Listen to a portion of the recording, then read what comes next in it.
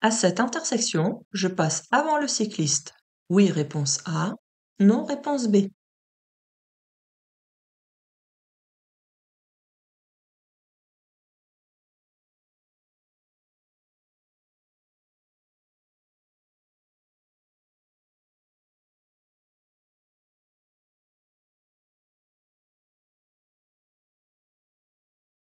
Quand on arrive sur une intersection, on doit toujours regarder la signalisation, donc les panneaux et le marquage au sol. Et là, on peut voir qu'il n'y a rien du tout. Moi, je n'ai rien, pas de panneau, pas de marquage au sol. Le cycliste n'a rien non plus.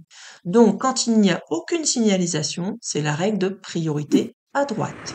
Moi, je suis à droite du cycliste, donc je suis prioritaire par rapport à lui. À cette intersection, je passe avant le cycliste. Oui, réponse A.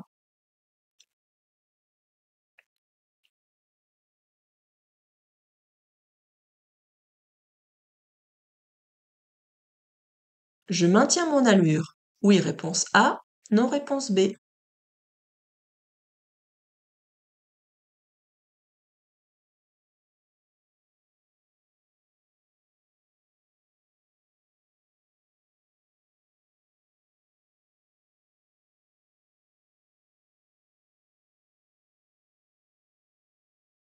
On a pu voir que la voiture était en train de freiner et la preuve, elle freine encore. On a les feux stop qui sont allumés. Donc si elle freine, c'est qu'il y a certainement une raison vers l'avant qui fait qu'elle est obligée de modifier son allure. Alors quand on va regarder devant elle pour comprendre pourquoi, on peut s'apercevoir que ici il y a un piéton qui traverse au passage piéton. Donc moi je vais aussi être obligée de ralentir. Donc est-ce que je maintiens mon allure? Non, réponse B. Les conducteurs de poids lourds ont les mêmes problèmes de gabarit que les conducteurs de véhicules légers. Oui, réponse A. Non, réponse B.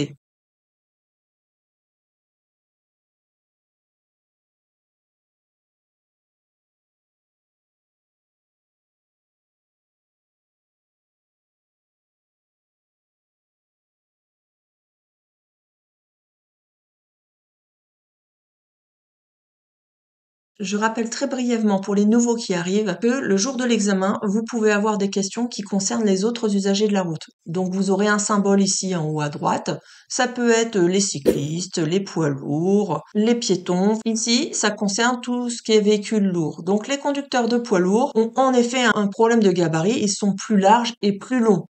En plus, ils ont plus de difficultés à braquer. Il faut aussi savoir, si vous avez une question aussi dans ce genre-là, que leur champ de vision n'est pas le même que le nôtre. Ils ont des angles morts plus importants. Donc, les conducteurs de poids lourds, est-ce qu'ils ont les mêmes problèmes de gabarit que nous? Non, ils ont des problèmes qui sont plus importants. Donc, réponse B. J'ai le droit de stationner en A, le long du trottoir. Oui, réponse A. Non, réponse B. En B dans les stationnements. Oui, réponse C. Non, réponse D.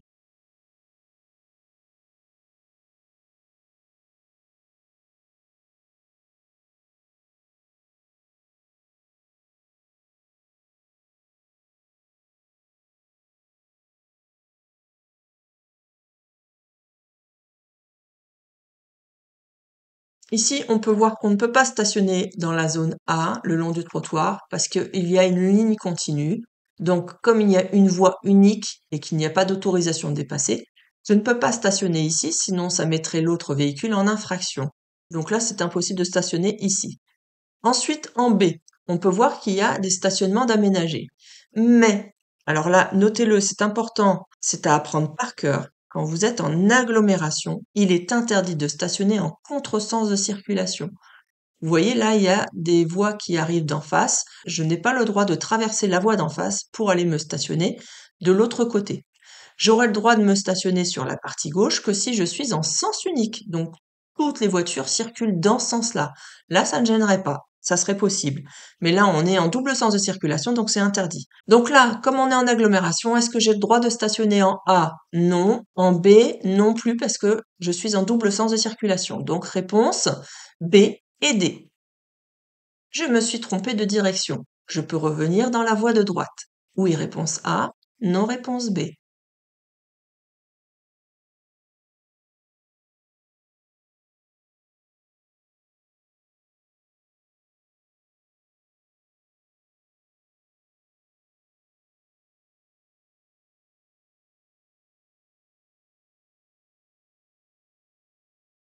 On peut voir ici que dans le rétroviseur, il y a déjà un véhicule dans la voie de droite. Donc je ne peux pas, moi, me décaler, ça serait trop dangereux. Je vais donc rester dans la voie de gauche pour tourner à gauche et je trouverai une autre solution un peu plus tard pour reprendre ma route initiale. Donc c'est réponse B. Je désire tourner à gauche. Dans cette situation, l'ordre de passage est le suivant. A, puis B, puis C, réponse A. B, puis C, puis A, réponse B. C, puis B, puis A, réponse C.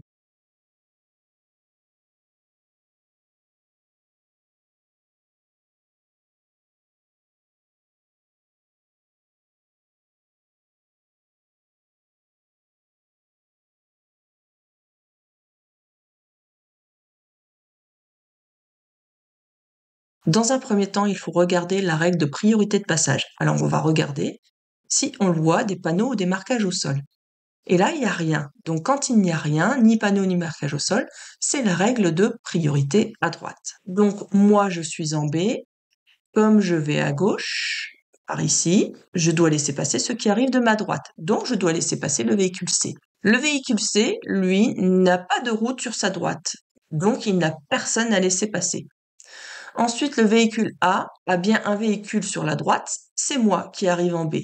Donc, l'ordre de passage ici, c'est le C en premier, puisqu'il n'y a personne à sa droite. Une fois que le C est passé, moi, je n'aurai plus personne à ma droite, donc je pourrai passer, donc B. Et une fois que moi, en B, je serai passé, lui, le A, n'aura plus personne à sa droite, et il pourra enfin passer. Donc, ça fait C, B, A. C'était donc la réponse C. Je suis bien placé pour m'arrêter. Oui, réponse A. Non, réponse B. Stationner. Oui, réponse C. Non, réponse D.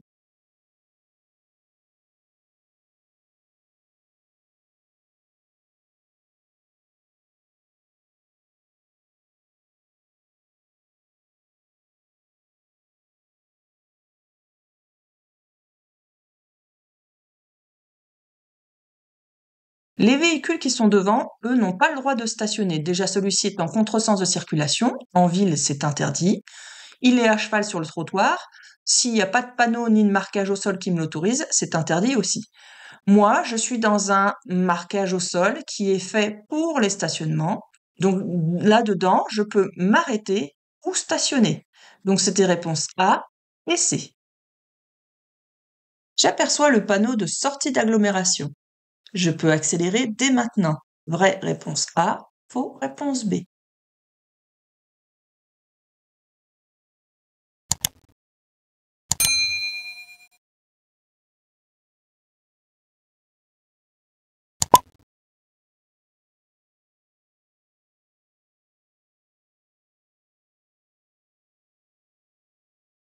Alors, la limitation de vitesse, elle est jusqu'à hauteur du panneau. Donc, tout ça, je suis limité à 50 et à hauteur du panneau, je pourrais accélérer.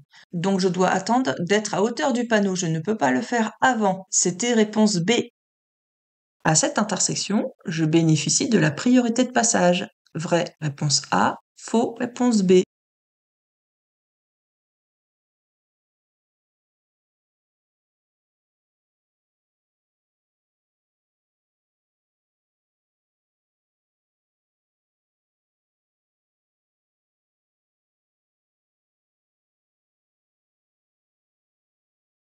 Donc, on regarde la signalisation. Nous, on n'a rien. Mais par contre, ici, il y a quelque chose. Alors, il y a un panneau stop qui est mis, mais il est toujours mis à l'avance de manière à ce que les voitures puissent le voir arriver. Parce qu'après, dans l'arrondi, il sera caché par l'arrondi et par le mur. Donc, le stop est toujours mis à l'avance du parquage au sol. Mais là, on voit bien la bande de stop. Donc, je bénéficie de la priorité de passage. Vraie réponse A.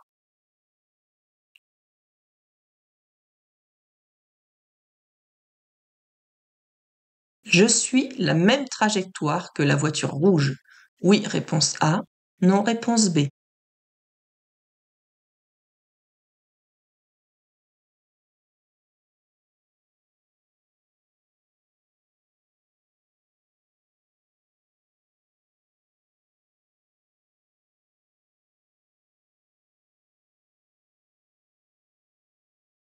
Donc sur la vidéo, on vient de voir qu'il y a une deuxième voie qui est en train de se créer, parce qu'avant il y avait des véhicules en stationnement.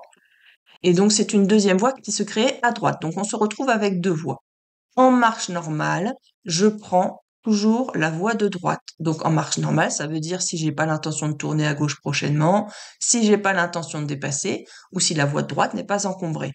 Là, c'est pas le cas. Donc je vais me placer dans la voie de droite. Je ne reste pas comme la voiture rouge.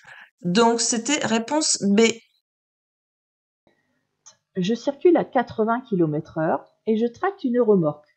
Je dois revenir dans la voie de droite. Si mon ensemble mesure 6 mètres de long. Oui, réponse A. Non, réponse B. Si mon ensemble mesure 8 mètres de long. Oui, réponse C. Non, réponse D.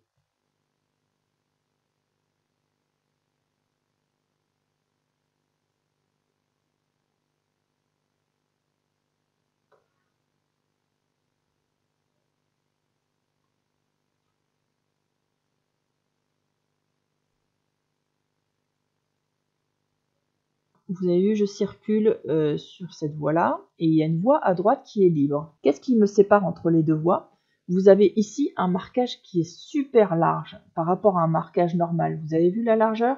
D'accord? Et les pointillés sont resserrés, sont rapprochés. Donc c'est large et rapproché.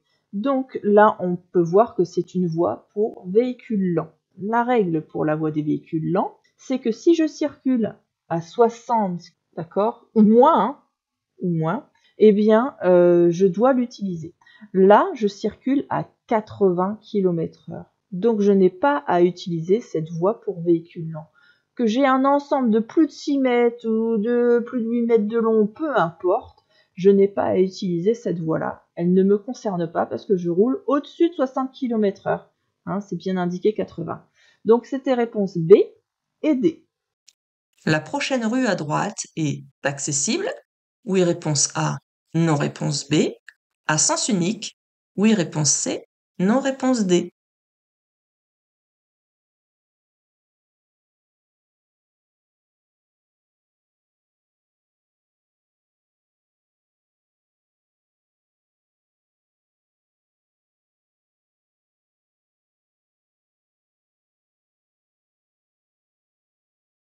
Ce panneau veut dire que c'est une voie sans issue. Ça veut dire que c'est une voie normale, mais qui ne mène nulle part.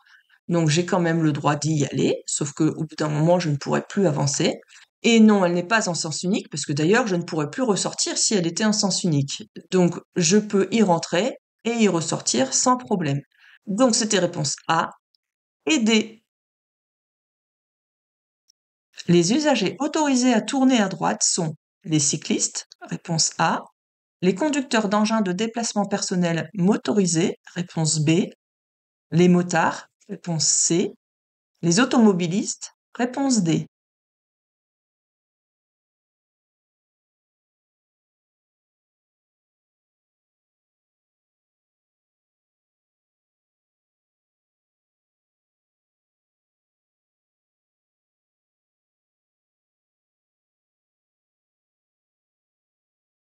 Le panneau m'interdit de tourner à droite à la prochaine intersection. Ceux qui n'ont pas cette interdiction, ce sont les cyclistes.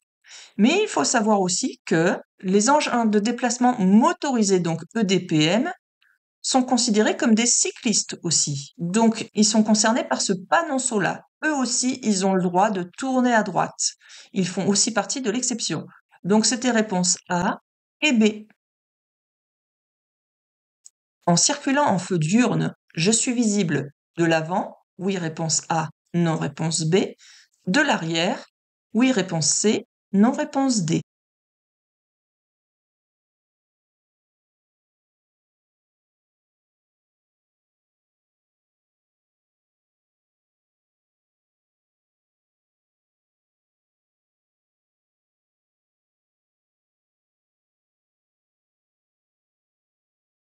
Donc, vous voyez, les feux diurnes, c'est ça.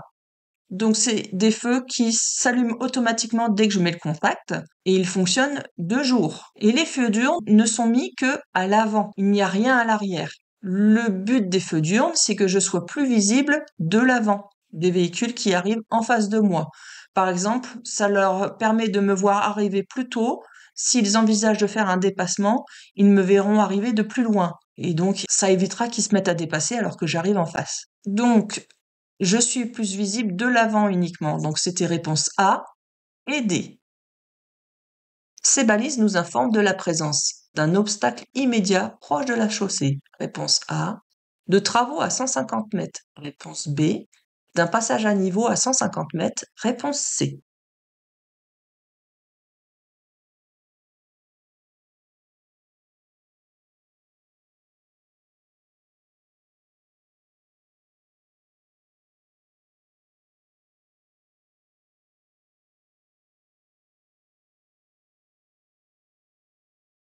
Donc ces balises-là nous informent bien d'un obstacle immédiat qui est proche de la route, donc à moins de 1 mètre du bord de la chaussée.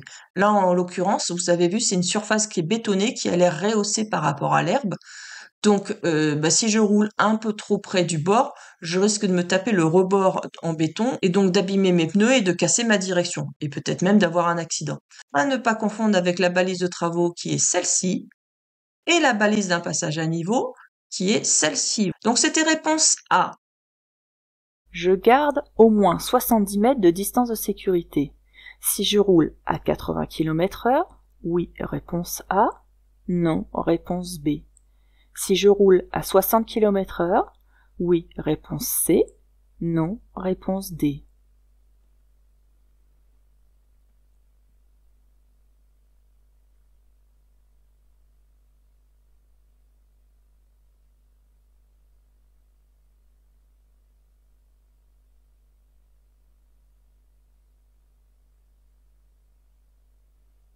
Nous sommes ici dans un tunnel où nous sommes limités à 90 km/h au maximum. Donc je peux rouler en dessous des 90 km/h aussi, c'est possible. J'ai un autre panneau qui me dit qu'il y a un intervalle obligatoire entre les deux véhicules de 70 mètres. D'accord ? La règle à savoir avec ce panneau-là, c'est que les 70 mètres sont à respecter aussi bien en circulation, lorsque je roule à n'importe quelle allure, que ce soit 60 ou 90 km/h, mais aussi à l'arrêt. C'est-à-dire que même si je suis à l'arrêt, je dois respecter mes 70 mètres. Pourquoi ? Parce que s'il y a un problème de vent et que nous sommes arrêtés, je dois laisser un intervalle suffisant pour laisser le passage aux pompiers, pour qu'ils puissent passer entre les différents véhicules, pour pouvoir aller au lieu de l'incendie, par exemple, si c'est un incendie. Pareil, si c'est un incendie, ça évite que l'incendie se répande entre les différentes voitures et que ça brûle toutes les voitures. Donc là, je garde au moins 70 mètres de distance de sécurité si je roule à 90 km/h. Oui, réponse A. Si je roule à 60 km/h, oui, parce que à n'importe quelle allure, j'ai 70 mètres à respecter. En plus des feux de position, j'allume les feux de croisement, réponse A, de route, réponse B, de brouillard, réponse C.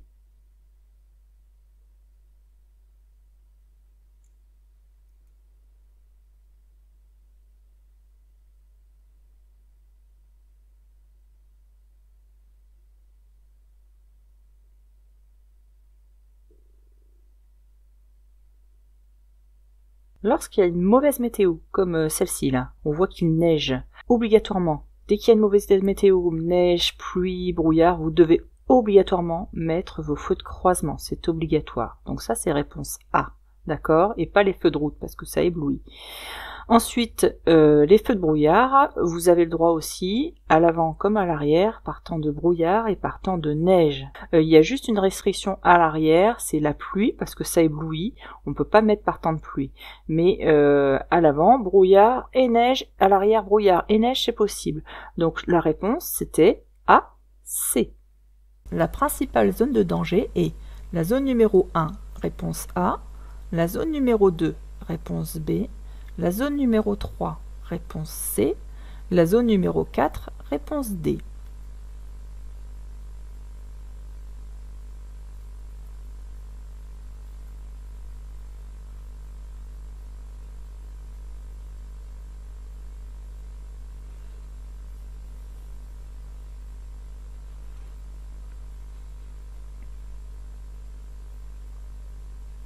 Donc ici, on nous demande la principale zone de danger. Ça veut dire qu'on doit donner qu'une seule réponse. Alors, on va regarder. Déjà, ici, on a 3 voies. Moi, je suis dans la voie pour tourner à gauche, donc je suis dans une voie de stockage. Par rapport à la droite, là, il y a un cycliste, mais qui est dans sa voie à droite. Donc, c'est pas le danger le plus important, parce qu'il y a un gros écart entre lui et moi. Ensuite, comme je vais freiner pour tourner à gauche, il va falloir, avant de freiner, de savoir s'il y a danger vers l'arrière. Donc, dans mon rétroviseur, on voit bien qu'il n'y a personne. Donc, c'est pas le danger le plus important non plus. On va maintenant se préoccuper de ce qui se passe en face. Alors, en face, j'ai un scooter qui veut tourner lui aussi à sa gauche. Moi, je vais tourner avant les pointillés et elle va tourner avant les pointillés. Donc, quand je vais arriver lentement ici et elle aussi arrivera plus lentement. J'aurai le temps de voir si elle s'arrête bien et si elle ne va pas dépasser les pointillés. Donc, ça reste un danger, mais peut-être pas le plus important. Pourquoi? Parce que quand je vais tourner à gauche, il va falloir que je laisse la priorité à droite. Et là, elle risque en avançant de me cacher aussi un peu la visibilité. Donc je détecte une voiture, mais peut-être qu'il y en a encore une autre derrière. Je n'aurai pas toute la visibilité. Donc le danger principal, c'est la zone 1. Donc réponse A. En cas de délit de fuite, je risque 3 ans de prison? Oui, réponse A. Non, réponse B.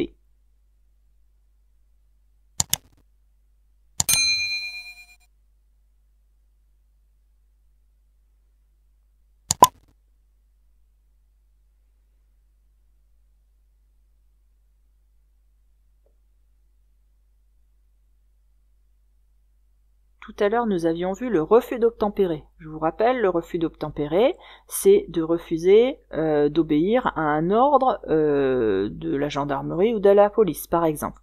Tandis que là, c'est un délit de fuite. Ça veut dire qu'il y a eu un accident soit corporel, soit matériel, ou les deux. Mais pas uniquement corporel, ça peut être uniquement matériel pour un délit de fuite. Alors, qu'est-ce que je risque dans ces cas-là? Je risque jusqu'à 3 ans de prison et 75 000 € d'amende. Et en cas de délit de fuite aggravé, c'est-à-dire comme un accident mortel par exemple, je peux risquer jusqu'à 7 ans de prison et 100 000 € d'amende. Mais dans les deux cas, c'est un minimum de 3 ans de prison. Donc là, c'est réponse A. Derrière ce véhicule, je risque de trouver des ouvriers, oui, réponse A, non, réponse B, des piétons, oui, réponse C, non, réponse D.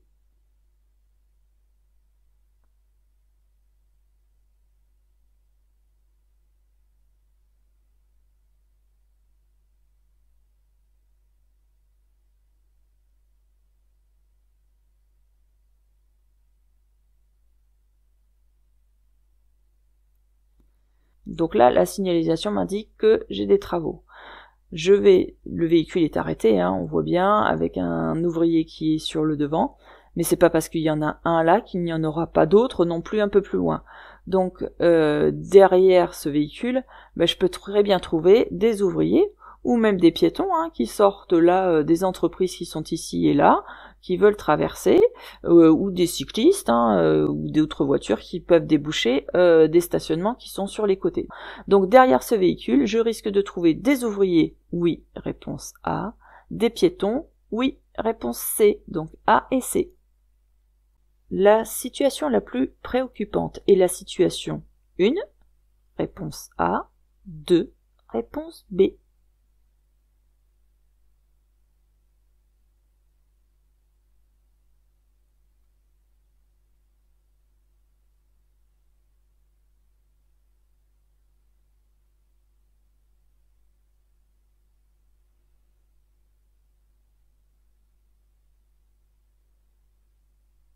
Donc dans les deux photos, nous avons exactement le même contexte. À l'arrière, un véhicule au loin, le tram sur le côté, un véhicule devant, enfin plusieurs véhicules devant, et un véhicule qui est en stationnement. Mais là, ils ne font pas la même chose. Ici, on voit qu'il freine, on voit ses freins allumés, et on voit les lumières blanches, ce sont les feux de recul. Ça veut dire qu'il est en train de reculer. Soit il s'est garé et il termine de stationner en reculant un petit peu, soit il recule un peu pour pouvoir ensuite quitter son stationnement. Mais on sait qu'il y a quelqu'un dedans. Ensuite, ici, eh bien, on voit aussi les feux stop d'allumés, mais par contre, il y a le clignotant à gauche. Donc on sait forcément qu'il y a quelqu'un dedans aussi, mais qui a l'intention de quitter son stationnement. Lui ne va pas quitter tout de suite son stationnement puisqu'il est en train de reculer. Donc la situation la plus préoccupante, c'est bien celui-ci parce qu'il a mis un clignotant à gauche et on espère qu'il va nous laisser passer parce que nous sommes prioritaires et qu'il va s'engager après nous. Mais ça, on n'en est pas sûr, donc il faut mieux avoir le pied au-dessus du frein pour pouvoir, au cas où, s'arrêter. La situation la plus préoccupante est la situation numéro 2, réponse B. En attendant les secours, ce blessé se plaint de très fortes douleurs dans le dos. Je l'aide à s'asseoir, réponse A. Je lui donne à boire, réponse B. Je le réconforte, réponse C.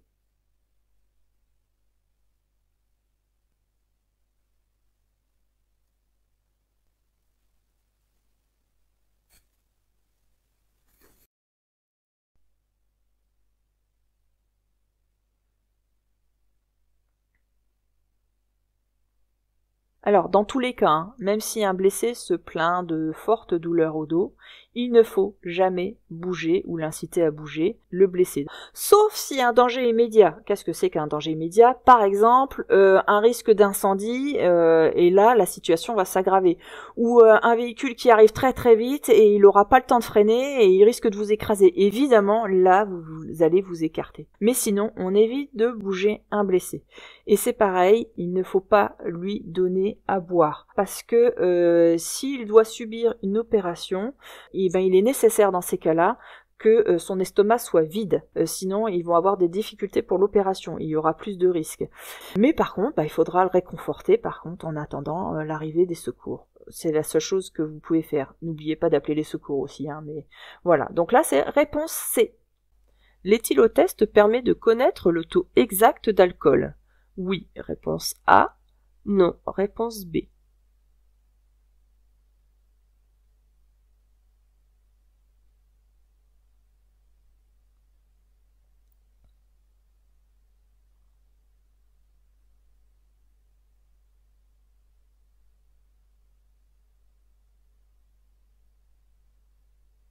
En fait, il faut connaître la différence entre l'éthylotest et l'éthylomètre.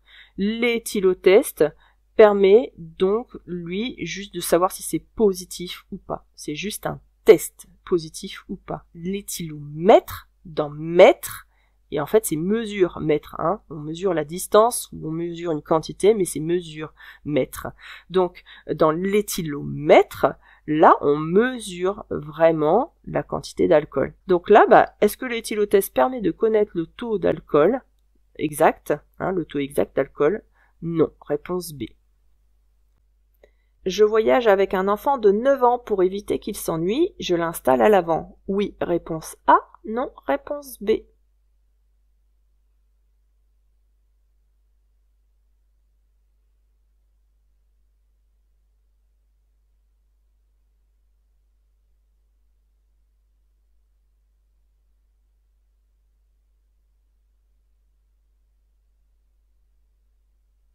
Donc la limite d'âge pour pouvoir s'installer à l'avant d'un véhicule, c'est 10 ans.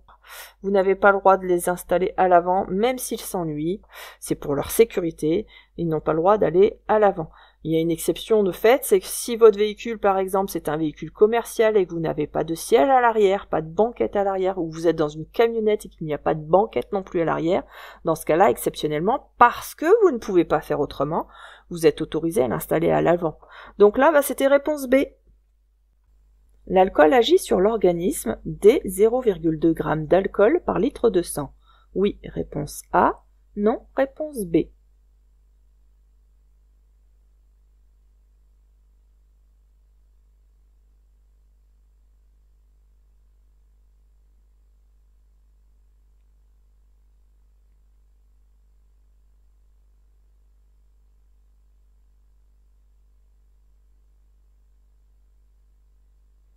Et oui, c'est vrai, c'est dès 02. C'est pour ça que c'est à partir de là que il commence à y avoir des sanctions qui sont mises. Pourquoi? Parce que vous commencez déjà à avoir une sensibilité à l'éblouissement, un moins bon champ visuel et un temps de réaction aussi qui devient moins bon. Donc là, c'était réponse A.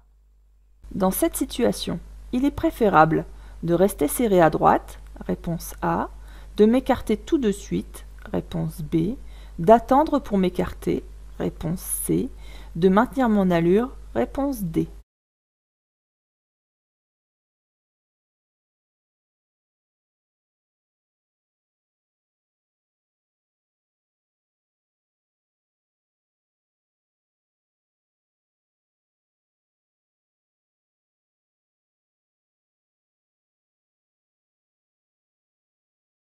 Alors, qu'est-ce qui se passe sur cette photo? On voit que nous sommes dans un virage à droite, et vous avez vu, là, il y a beaucoup d'eau. La hauteur de l'eau semble importante. Dans le doute, il vaut mieux se méfier, parce que ça peut perturber notre trajectoire, et on risque de perdre la maîtrise de notre trajectoire. Donc, il faut éviter de rouler trop vite dans ce genre de flaque, et si on peut même éviter de rouler dedans carrément, pour éviter d'abîmer le système de freinage, c'est encore mieux. Donc, là, l'idéal, c'est de s'écarter. Mais est-ce que je peux le faire tout de suite? Bien non, regardez, il y a une voiture qui est en face. Et moi, je n'ai pas le droit d'emprunter sa voie pour éviter la flaque d'eau si je le gêne. Lui, il continue dans sa voie normalement. Je ne dois pas perturber son allure ni sa trajectoire. Et une fois qu'il sera passé, je vais pouvoir m'écarter. Donc là, est-ce que il est préférable de rester serré à droite? Non, pour éviter d'abîmer la voiture et pour éviter de perdre la maîtrise du véhicule. Est-ce qu'il est préférable de m'écarter tout de suite? Non. Il est préférable d'attendre pour s'écarter. Est-ce que je maintiens l'allure? Ah non, il ne faut surtout pas rouler trop vite là-dedans. Ça serait trop dangereux. Donc là, c'était réponse C. Si je dois effectuer un contrôle de mes pneus après avoir roulé 1 heure, par rapport à la pression préconisée à froid, je garde la même pression. Réponse A. J'enlève 0,3 bar. Réponse B. Je rajoute 0,3 bar. Réponse C.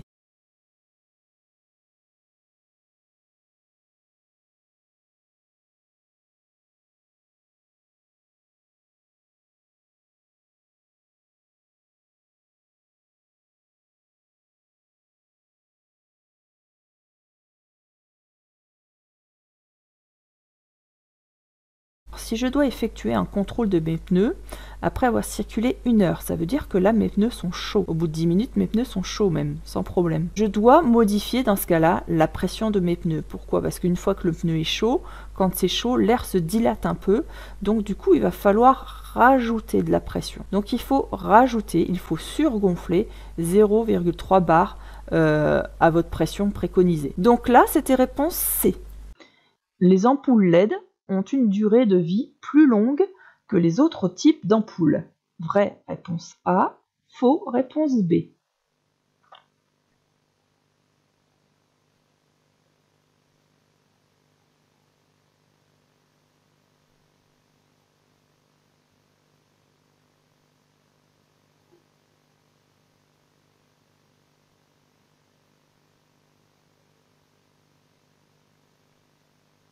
Et oui, c'est vrai, c'est l'avantage des ampoules LED, c'est qu'elles ont une durée de vie plus longue que les autres types d'ampoules. Donc réponse A. Cette situation est dangereuse. Pour l'enfant, oui, réponse A. Non, réponse B. Pour les autres usagers, oui, réponse C. Non, réponse D.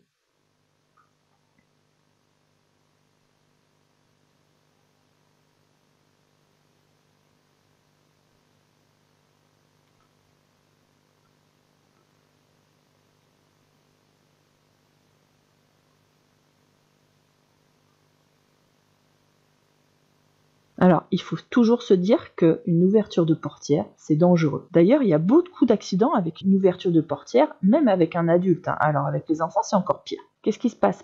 Ils risquent d'ouvrir et de descendre sans avoir regardé si un véhicule arrive, ou d'avoir mal évalué, et puis alors descend du véhicule au moment où il y a une voiture qui passe, et là, c'est l'accident. Parce qu'un enfant, il n'a pas les mêmes capacités de concentration, d'observation et d'analyse. Lui, il va peut-être estimer qu'il a le temps, où il va se dire la voiture m'a vu, donc j'ouvre la portière. Donc ça, il faut faire très attention à ça. Un enfant, on le fait toujours descendre du côté du trottoir. Évidemment, ça va être dangereux, à la fois pour l'enfant, mais aussi pour les autres usagers. Donc là, c'était réponse A et C. Cette conductrice est correctement installée au poste de conduite. Oui, réponse A. Non, réponse B.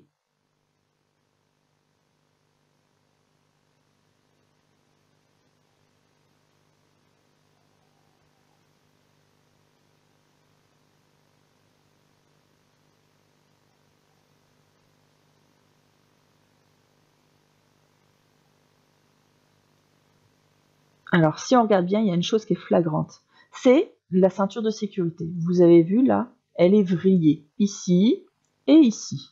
Donc, elle est mal installée. La ceinture, elle doit être le plus plat possible sur vous. Pourquoi? Parce que si vous avez un accident, vous allez être plaqué contre la ceinture. Et la ceinture, elle va épouser un petit peu la forme de votre corps. Plus elle est large, moins elle provoquera de douleur au niveau de votre corps. Ici, comme elle est vrillée, eh bien, c'est comme si c'était un peu une cordelette qui vous arrêtait et vous risquez d'avoir des séquelles, des lésions supplémentaires. Donc là, comme elle est vrillée, elle est mal installée. Donc c'était réponse B.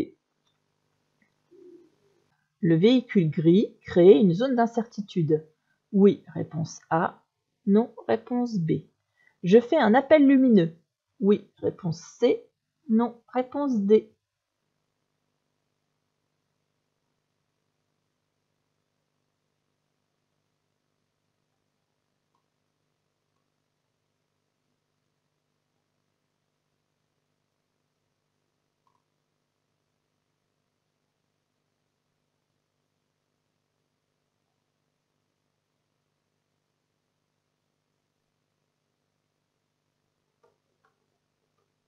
Donc il fait nuit, l'éclairage n'est pas très efficace, mais on s'aperçoit sur la droite qu'il y a une voiture, donc qui est grise, donc on en parle de celle-ci, une voiture qui a ses feux stop, donc les 3 feux stop rouges d'allumés, et puis il a les feux blancs. Alors les feux blancs à l'arrière d'un véhicule, ce sont les feux de recul, ce qui veut dire que soit il est en train de reculer, soit il va reculer. Il a enclenché la marche arrière au niveau de son levier de vitesse, mais il va reculer d'un instant à l'autre.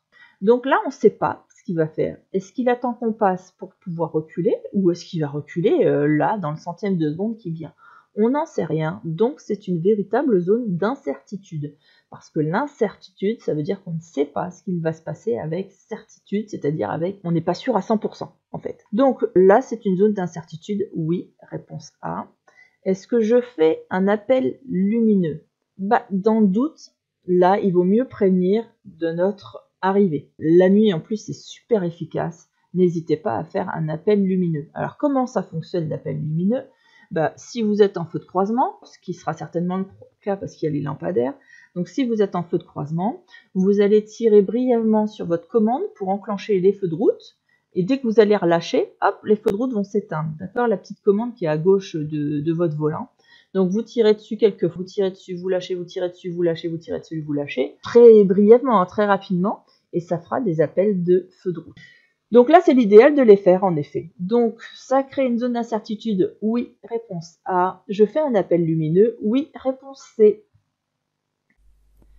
J'allume le clignotant. Réponse A. Je tourne à droite. Réponse B. Je tourne à gauche. Réponse C.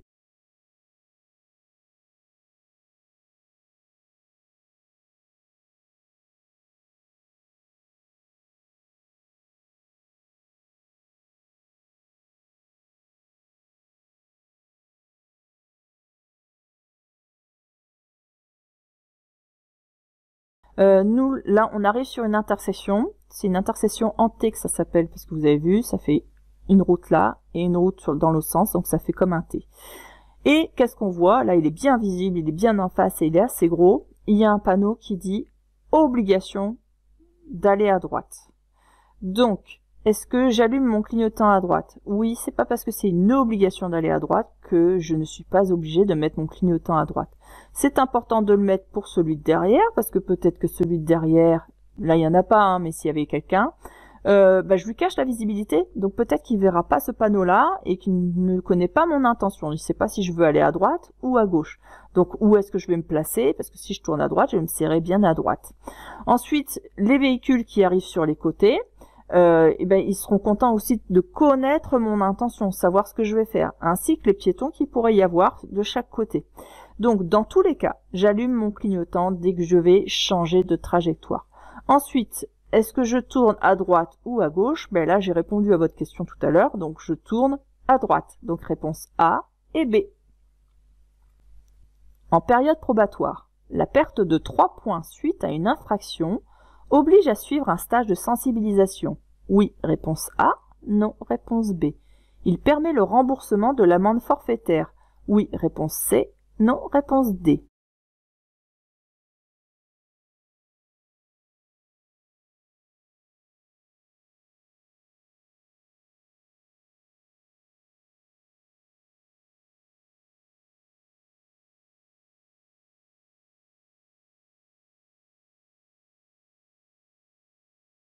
Quand on est en période probatoire, est-ce que ça nous oblige à suivre un stage quand on a perdu 3 points? Eh bien oui, quand on a perdu 3 points ou plus que 3 points, on doit obligatoirement faire un stage de sensibilisation et ça nous permet par la même occasion de rembourser l'amende forfaitaire. Donc c'est réponse A et C. À la fin de la première année d'obtention de son permis, sans infraction, un conducteur ayant suivi la formation AAC dispose d'un capital de 3 points, réponse A, 6 points, réponse B, 9 points, réponse C, 12 points, réponse D.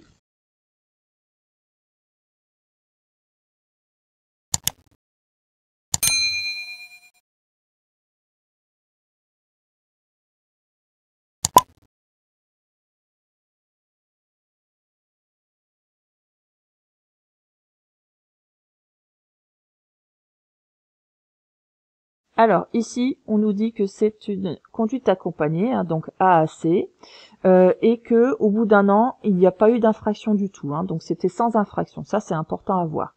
Donc si c'est sans infraction, il va pouvoir à la fin de l'année récupérer 3 points. Donc ça va être 3 points tous les ans parce qu'une conduite accompagnée, ça se fait en 2 ans. Donc il va d'abord passer de 6 points à 9 points au bout d'un an. Et s'il n'a de nouveau pas d'infraction, il passera de 9 points à 12 points à la deuxième année. Donc c'était réponse C. Pour ouvrir ma portière, j'utilise pour plus de sécurité ma main droite, réponse A, gauche, réponse B.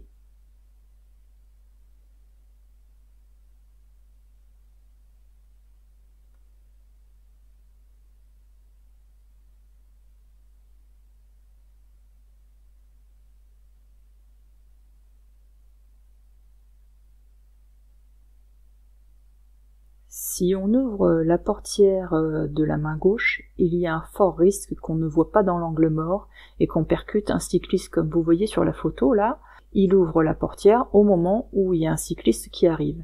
Donc l'idéal, c'est d'ouvrir la portière avec la main droite. Vous voyez comme ceci. C'est-à-dire que là, on a possibilité de se retourner en vision directe pour avoir une vue d'ensemble avant d'ouvrir une portière. C'est beaucoup plus sécurisant. Donc la réponse, c'était la main droite, réponse A. Il est préférable d'attacher son chien avec une ceinture de sécurité spécifiquement adaptée. Oui, réponse A. Non, réponse B.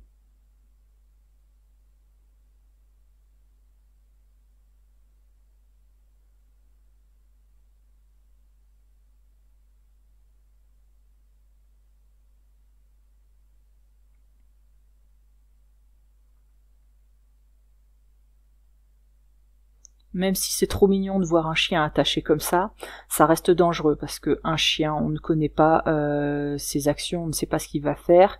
Il va peut-être d'un seul coup passer sur vos genoux et vous gêner dans la conduite. Et puis si en cas de gros freinage aussi, le chien peut être éjecté aussi de la voiture. Donc pour sa sécurité et pour la nôtre, parce qu'en étant éjecté, il peut nous percuter par exemple la tête. Pour sa sécurité et la nôtre, il existe, vous voyez, des systèmes de ceinture avec des harnais, de manière à ce que le chien ne nous mettent pas en danger et ne soient pas en danger non plus. Donc là, c'était la réponse A. Sur certains autoradios, la touche TA permet d'obtenir automatiquement des informations routières. Oui, réponse A. Non, réponse B.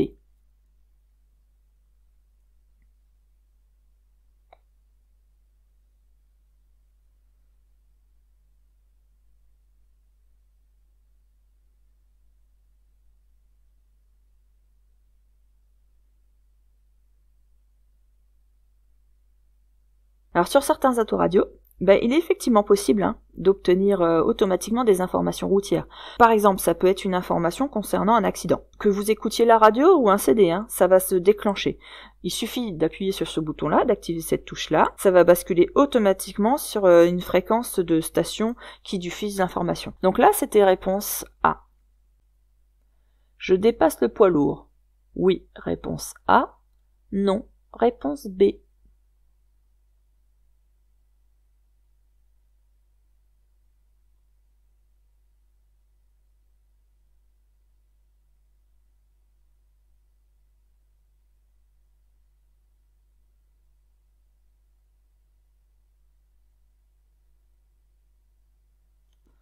Ce panneau annonce un rétrécissement de voie. Donc vous avez vu, on est sur une route à 2 chaussées séparées par un terre-plein central. On le voit très bien dans le rétroviseur et on le voit bien aussi sur l'avant. Et ce rétrécissement a lieu dans 600 mètres. Donc on pourrait se dire que j'ai le temps d'effectuer avec mes 250 mètres le dépassement.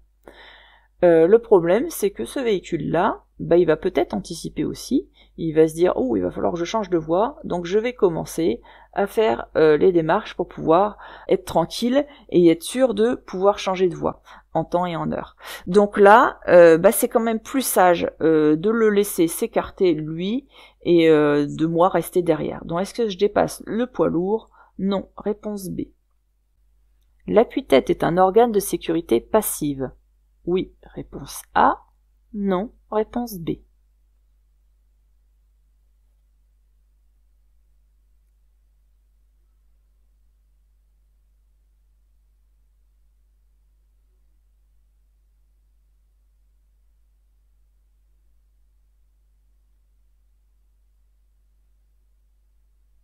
Alors, quelle est la différence entre la sécurité active et la sécurité passive? La sécurité active, c'est tout ce qui va nous aider à éviter l'accident, donc qui va agir avant l'accident. La sécurité passive, c'est tout ce qui va essayer de limiter les conséquences de l'accident, donc après l'accident. Donc là, l'appui-tête, si on réfléchit bien, c'est après le choc. Pour éviter le coup du lapin, ça va nous retenir la tête pour éviter qu'elle parte en arrière. Donc c'est pour limiter les conséquences de l'accident. Donc là, c'est bien une sécurité passive. Donc là, c'était réponse A. Les trajets faits quotidiennement entraînent généralement une baisse de la concentration. Oui, réponse A. Non, réponse B. Une sous-estimation des dangers. Oui, réponse C. Non, réponse D.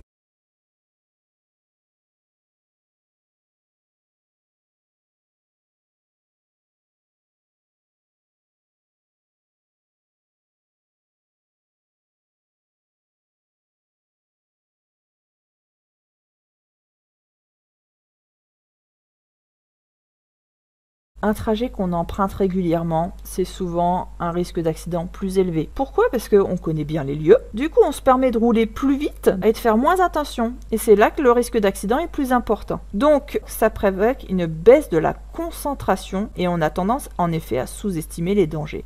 Donc, c'est bien réponse A et C.